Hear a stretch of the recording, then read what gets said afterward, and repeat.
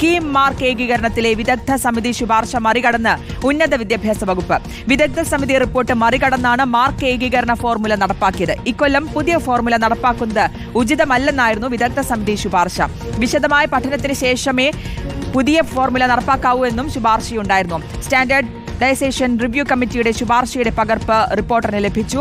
ശ്യാം ദേവരാജ് നൽകും വിവരങ്ങൾ. ശ്യാം, എന്തായാലും ഈ ഒരു മാറ്റം അത് ഈ വിദഗ്ധ സമിതി ശുപാർശ അത് മറികടന്നാണ് ഉന്നത വിദ്യാഭ്യാസ വകുപ്പ് ഇത്തരത്തിലൊരു കൊണ്ടുവന്നിരിക്കുന്നത് കീം മാർക്ക് ഏകീകരണത്തിൽ എന്നുള്ളതാണ്. ഇപ്പോൾ നേരത്തെ നമ്മൾ ഈ പുതിയ റിസൾട്ട്, പുതിയ പട്ടിക പ്രസിദ്ധീകരിച്ച സമയത്ത് ഇപ്പോൾ 1ാം റാങ്കിലെത്തിയിരിക്കുന്ന ജോഷുവ പറഞ്ഞൊരു കാര്യമുണ്ട്. ഇങ്ങനെയൊരു സാഹചര്യത്തിലേക്ക് എത്തിക്കേണ്ടിയിരുന്നില്ല, അങ്ങനെ കൃത്യമായിട്ടുള്ള ഒരു പഠനമൊക്കെ നടത്തിയ ശേഷം എന്നുള്ളൊരു കാര്യമുണ്ട്. അത് തന്നെയല്ലേ ഇപ്പോൾ ഇതിൽ സംഭവിച്ചിരിക്കുന്നത് എന്നല്ലേ മനസ്സിലാക്കുന്നത്?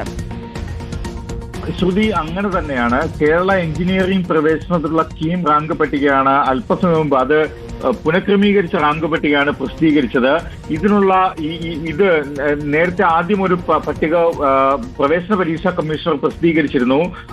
അത്തരമൊരു ആദ്യം പ്രസിദ്ധീകരിച്ച റാങ്ക് പട്ടിക പ്രസിദ്ധീകരിക്കുന്നത് കീം മാർക്ക് ഏകീകരണവുമായി ബന്ധപ്പെട്ട പുതിയ ഫോർമുലയുടെ അടിസ്ഥാനത്തിലാണ്. ഇത്തരമൊരു ഫോർമുല ഇക്കൊല്ലം മുതൽ നടപ്പാക്കരുത് എന്നാണ് ഉന്നത വിദ്യാഭ്യാസ വകുപ്പിന് പ്രവേശന പരീക്ഷാ കമ്മീഷണർ അധ്യക്ഷനായ വിദഗ്ധ സമിതി നൽകിയ ശുപാർശ. പക്ഷേ ഈ ശുപാർശ, വിദഗ്ധ സമിതിയുടെ റിപ്പോർട്ട് മറികടന്നാണ് ഉന്നത വിദ്യാഭ്യാസ വകുപ്പ് കീം മാർക്കിന്റെ ഏകീകരണം ഇക്കൊല്ലം മുതൽ നടപ്പാക്കിയത്. ഇക്കൊല്ലം പുതിയ ഫോർമുല നടപ്പാക്കുന്നത് ഉചിതമല്ല എന്നാണ് വിദഗ്ധ സമിതി ഉന്നത വിദ്യാഭ്യാസ വകുപ്പിന് നൽകിയ ശുപാർശ. വിശദമായ പഠനത്തിന് ശേഷം മാത്രമേ പുതിയ ഫോർമുല നടപ്പാക്കാവൂ എന്നും വിദഗ്ധ സമിതി ഉന്നത വിദ്യാഭ്യാസ വകുപ്പിനെ അറിയിച്ചിരുന്നു. ഈ ശുപാർശ മറികടന്നാണ് പുതിയ മാർക്ക് ഏകീകരണ ഫോർമുല ഇക്കൊല്ലം നടപ്പാക്കാൻ ശ്രമിച്ചത്.